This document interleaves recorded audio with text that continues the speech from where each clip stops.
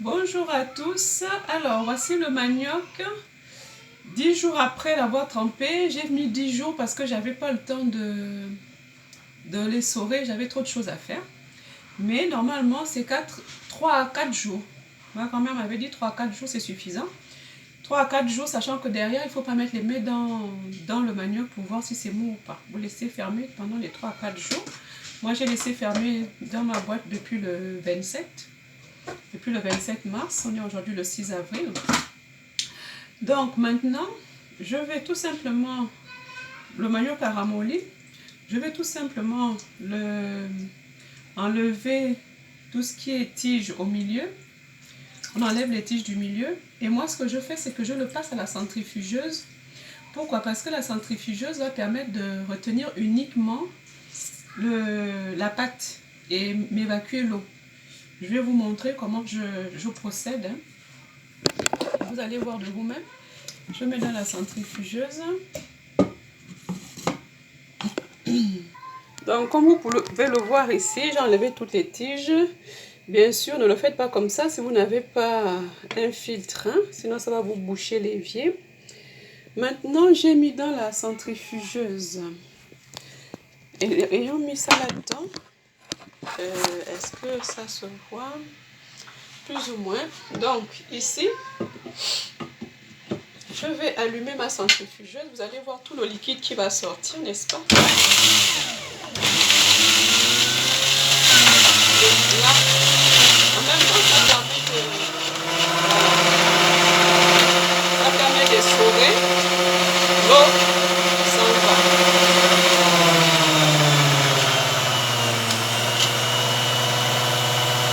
Allez, on laisse essorer. Le liquide s'en va. Ça fait comme si ça... Voilà.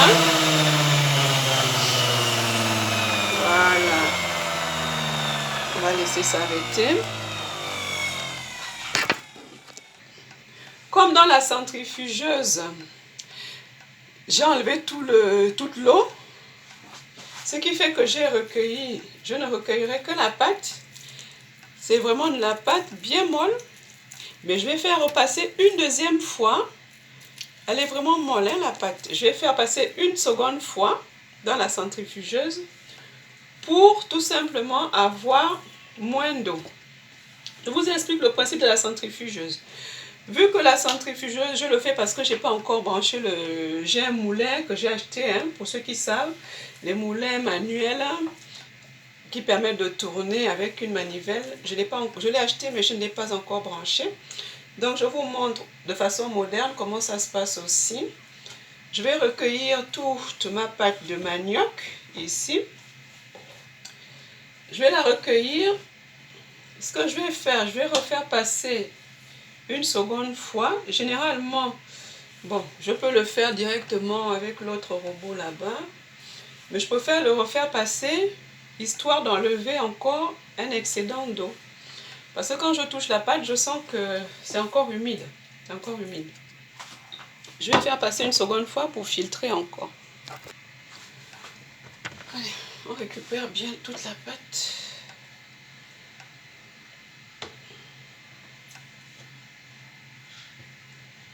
On récupère tout.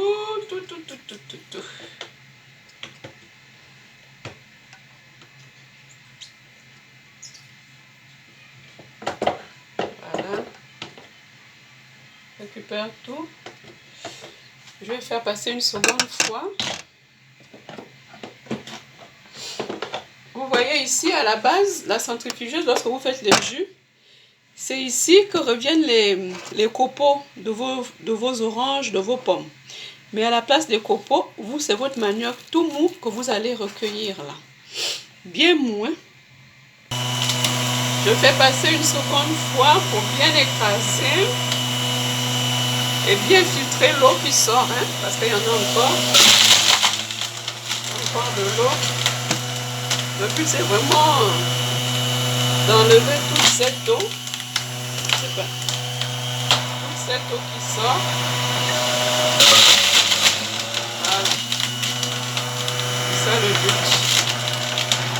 Ça m'évitera d'essorer à la main avec un torchon ou avec un collant, un bas bien lavé. Allez, on laisse filtrer. On laisse bien filtrer. Et ensuite, on va recueillir notre... On procède de la même façon. N'oubliez pas d'arrêter le robot par mesure de sécurité.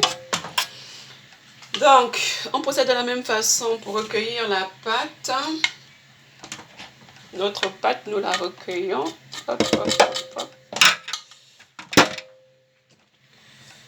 Allez, on démonte. Attention. Hop.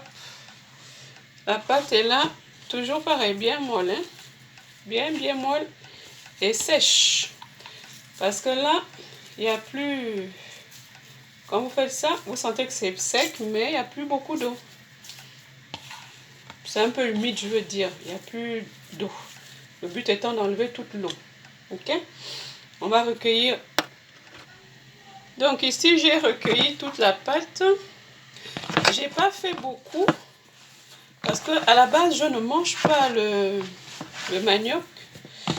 Donc, j'ai pas fait beaucoup. C'est juste pour faire goûter à une ou deux personnes qui aiment bien le manioc. C'est pour leur faire goûter une idée. Donc, sur le manioc, je me suis dit, généralement, le manioc, il le mange nature. Et il accompagne différents mets. Pour moi, j'ai décidé de faire du manioc épicé. Du manioc épicé dans ce sens que ça va venir rehausser encore, je suppose, un peu plus le goût de vos différents plats. Raison pour laquelle je n'ai pas fait beaucoup. C'est vraiment pour faire goûter, pour valider mon idée de manioc épicé. Manioc épicé, je vais en faire là, je ferai un nature. Je pense que ça va faire 3 quand même. Un nature, un au cumin. La prochaine fois, je ferai au curry. Au cumin ou au curry, qu'est-ce que je prends? Au curry. Je vais prendre au curry pour aujourd'hui. Au curry pour aujourd'hui. Un nature, un au curry. Et papa, je fais quoi? Je me tâte un à l'ail. Un à l'ail.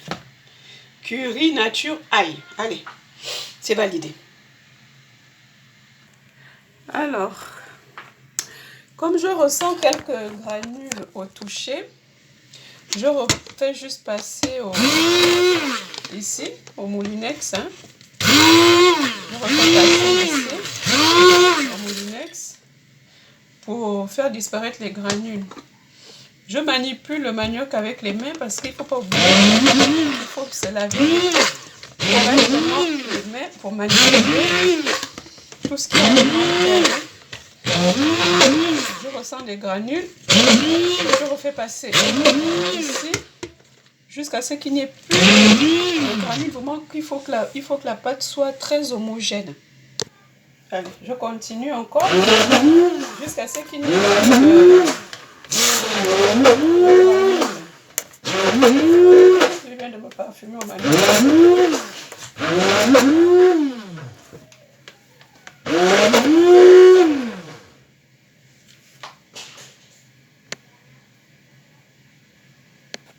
Toujours enlever le contact entre la lame et le socle pour éviter tout accident ménager là.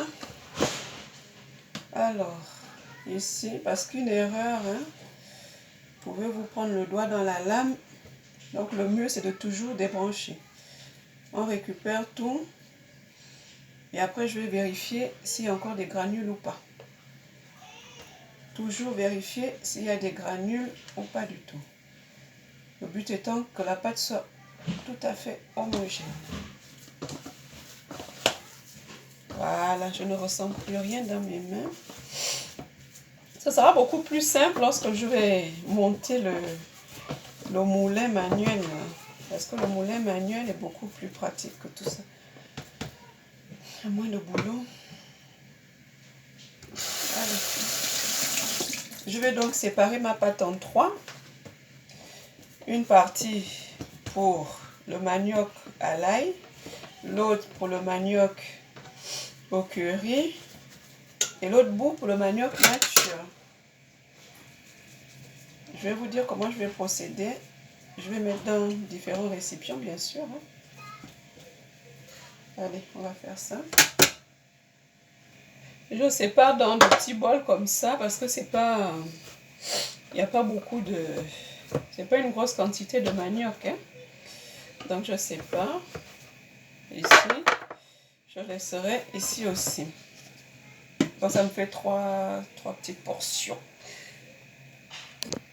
Pour le manioc à l'ail, je prends une gousse d'ail comme ça. C'est pas beaucoup, hein? Donc je prends une petite gousse d'ail que je vais râper très finement. Mais avant, je vais laver, je vais rincer.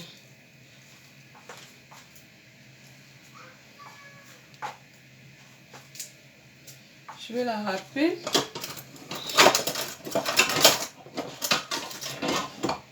Je vais la râper très finement. De ce fait, je prends le côté le plus fin. Il y a le gros, mais ça c'est le plus